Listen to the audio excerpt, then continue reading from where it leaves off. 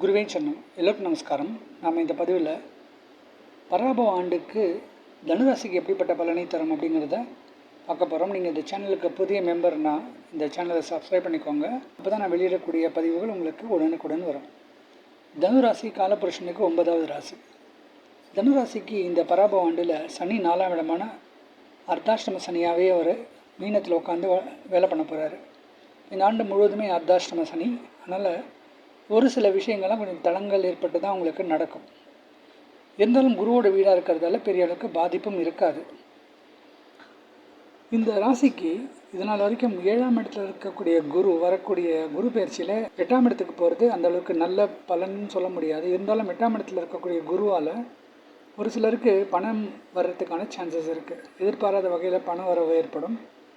Lottery ticket, gambling போன்ற நூதன முறைகள்லையும் social media மூலியமாகவும் ஒரு சில பேருக்கு பண வரவு ஏற்பட சான்ஸ் இருக்குது. அப்போ 8ஆம் இடத்துல இருக்கக்கூடிய குரு பிஸ்னஸை கொஞ்சம் இம்ப்ரூவ் பண்ணி கொடுப்பாரு. ஒரு சில பேருக்கு வேலையிலையும் ப்ரொமோஷன், இன்க்ரிமெண்ட் போன்ற நல்ல நிகழ்வுகள்லாம் வரத்துக்கு சான்சஸ் இருக்குது. பங்கு சந்தையில் லாபம் கிடைக்க சான்ஸ் இருக்குது. அதுபோல் இன்வெஸ்ட்மெண்ட்ஸ் மூலிமா சில ஆதாயங்களும் ஏற்படும். குரு இந்த 8ஆம் இடத்துலேருந்து ராசிக்கு 12, 2 மற்றும் 4ஆம் இடத்தை பார்க்க போகிறாரு. அப்போ இந்த இடங்கள்லாம் அதிக சுபத்துவம் அடைய போகிறது. அப்போ 12ஆம் இடத்துல குரு பார்க்குறதால நிறைய சுப செலவுகள் ஏற்படக்கூடிய சூழல். இப்போ இந்த மே மாதத்துலேருந்து அடிக்கடி சுப செலவுகள் அதிகமாக ஏற்படும். திருமணம், கிரகப்பிரவேசம் போன்ற நல்ல நிகழ்வுகளுக்காகவும் தான தர்மங்களுக்காகவும் பணம் செலவு பண்ணக்கூடிய சூழல் இருக்கும். குருவுடைய பார்வை 2ஆம் இடத்தில் விழுறதால ஓரளவுக்கு பொருளாதார மேன்மை அடையும். அதுபோல் பேச்சில் நல்ல முன்னேற்றம் ஏற்பட சான்ஸ் இருக்குது.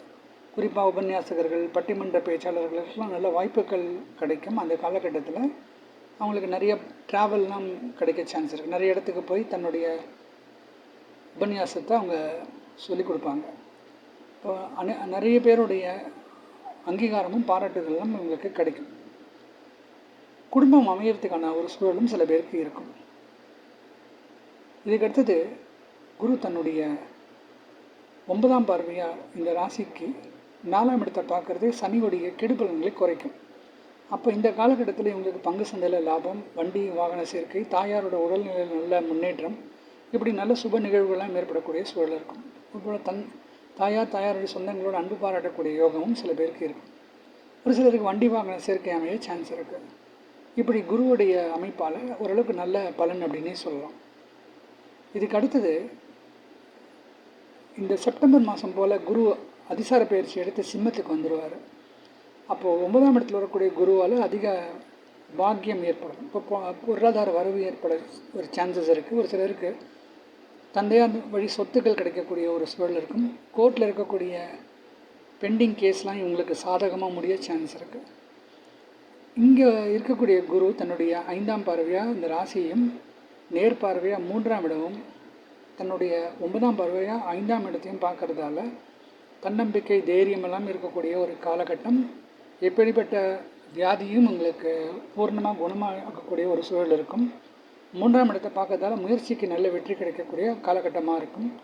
5ஆம் இடத்துல பார்க்குறதால ஒரு சிலருக்கு ஆன்மீக பிரயாணம் ஏற்படும். பிள்ளைகளால் அனுகூலங்கள் ஏற்பட சான்ஸ் இருக்குது. குழந்தை பாக்கியம் இல்லாதவர்களுக்கு குழந்தை பாக்கியம் கிடைக்கக்கூடிய சூழலும் இருக்கும். இந்த ராசிக்கு இதனால் வரைக்கும் கேது 9ஆம் இடத்துலையும் ராகு 3ஆம் இடத்துலையும் இருக்காங்க. ராகுவோடைய அமைப்பு பரவாயில்லன்னு சொன்னால் கூட கேதுவோட அமைப்பு ஓரளவுக்கு சுமாரான பலன். பட் ஆன்மீக விஷயத்தில் நிறைய ஈடுபாடெல்லாம் ஏற்பட்டிருக்கும். வரக்கூடிய ராகு கேது பயிற்சி டிசம்பர் மாதத்தில் ராகு 2ஆம் இடத்துலையும் கேது 8ஆம் இடத்துலையும் போகிறது. கேது ஓரளவுக்கு பரவாயில்ல, ராகுவோட அமைப்பு கொஞ்சம் சுமார் தான். அப்போ அந்த காலகட்டத்தில் குடும்பத்தில் சில பிரச்சனைகளும், இவங்களுக்கு வரக்கூடிய பணத்தில் ஒரு சில குறைபாடுகளும் இருக்கும். பேச்சில் கொஞ்சம் கவனம் தேவை. தேவையற்ற வம்பு வழக்குகள்லாம் மாட்டிக்கக்கூடிய சூழல் இருக்கும். இப்படி தனுராசிக்கு இந்த பராபவ ஆண்டு நன்மை தீமை கலந்த ஒரு ஆண்டு அப்படின்னே சொல்லலாம்.